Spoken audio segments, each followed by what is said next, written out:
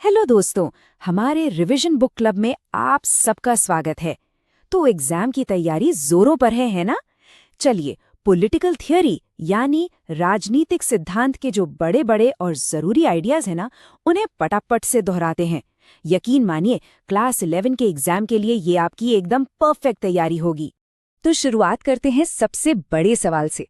हम एक बेहतर, एक ज्यादा इंसाफ वाली दुनिया आखिर बना कैसे सकते हैं? असल में यही सवाल तो पॉलिटिकल थ्योरी का दिल है, उसकी जान है। और आज हम ठीक उन्हीं की कॉन्सेप्ट्स को समझने वाले हैं जो इस सवाल का जवाब ढूंढने में हमारी मदद करते हैं।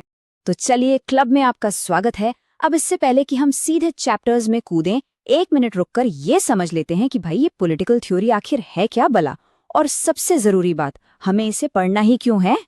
देखिए, बहुत सिंपल है। पॉलिटिकल थ्योरी का मतलब है हमारे समाज को चलाने वाले जो बड़े बड़े आइडियाज हैं ना, जैसे कि आज़ादी, बराबरी, इंसाफ, उनके बारे में गहराई से सोचना, उन पर सवाल उठाना। मतलब इनका असली मतलब है क्या? तो फिर सवाल उठता है कि ये इतना जरूरी क्यों है। देखिए, जब हम इन कॉन्सेप्ट्स को समझते हैं तो हम सिर्फ एग्जाम के लिए नहीं पढ़ रहे होते।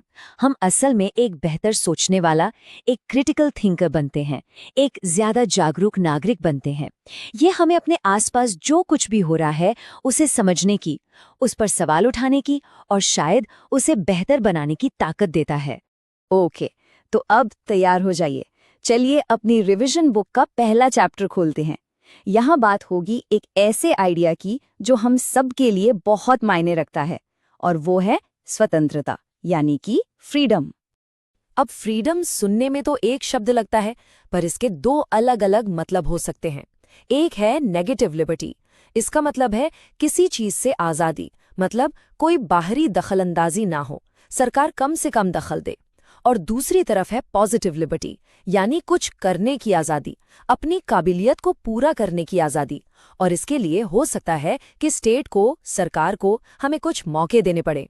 तो हमारी आज़ादी कहाँ तक है, इस पर J.S. मिल का हार्म प्रिंसिपल बहुत काम का है। और ये कहता क्या है? सिंपल सी बात है, आपकी आज़ादी वहाँ ख़त्म हो जाती है जहाँ से किसी और को नुकसान पहुँचना शुरू होता है।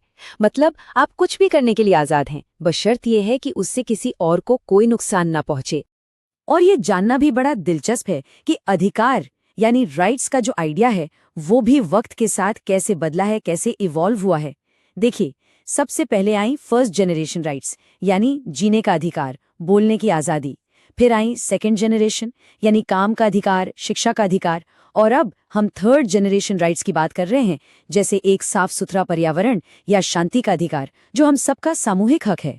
तो ठीक है, हमने व्यक्ति की आज़ादी और अधिकारों की बात कर ली। अब जरा पिक्चर को और बड़ा करते हैं। चलिए देखते हैं कि पूरे समाज के लिए एक फेयर, एक न्यायपूर्ण व्यवस्था कैसे बनाई जाए। जैसे आज़ादी के दो पहलू थे, वैसे ही बराबरी के भी हैं। एक है फॉर्मल इक्वालिटी, मतलब कानून की नज़र में सब बराबर, सबके लिए सेम रूल्स। पर सोचिए, क्या ये काफ़ी है? अगर एक रेस में कोई मीलों पीछे से दौड़ना शुरू करे, तो क्या स्टार्टिंग लाइन पर सबके लिए सेम रूल बना देना फेयर होगा?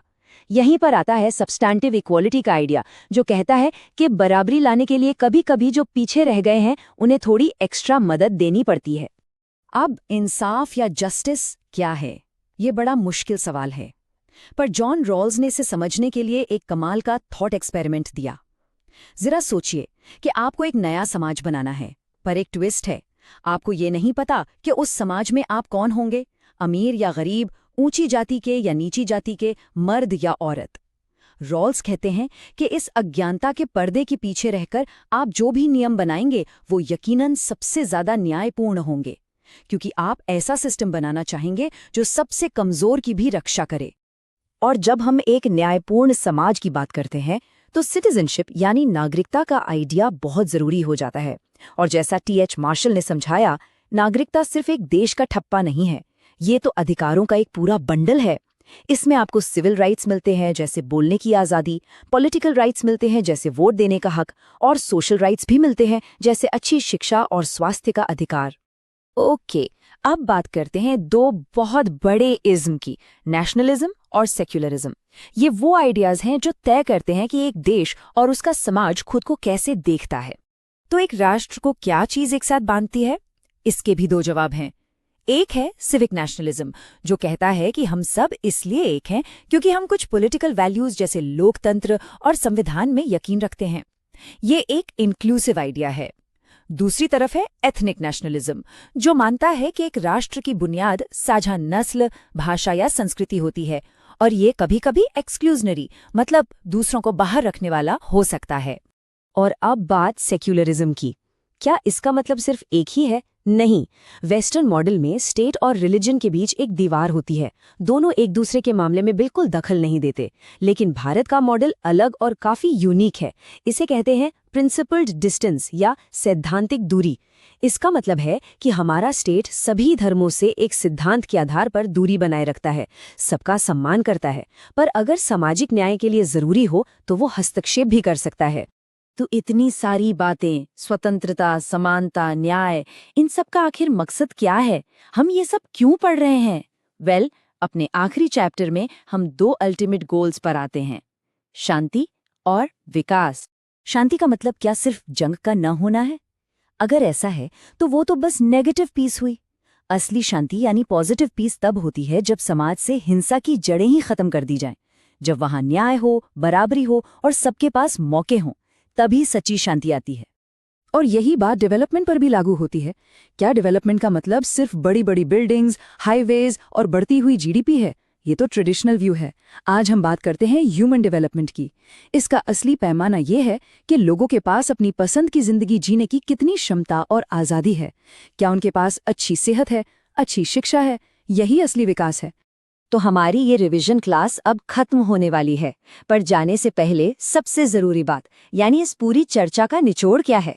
सबसे जरूरी बात यह है कि ये सब सिर्फ थ्योरीज नहीं हैं। ये सिर्फ एग्जाम में लिखने के लिए नहीं है।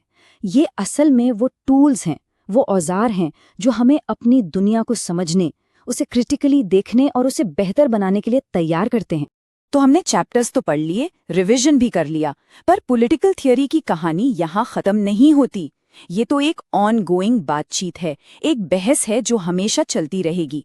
और अब इस बातचीत में शामिल होने की बारी हमारी है।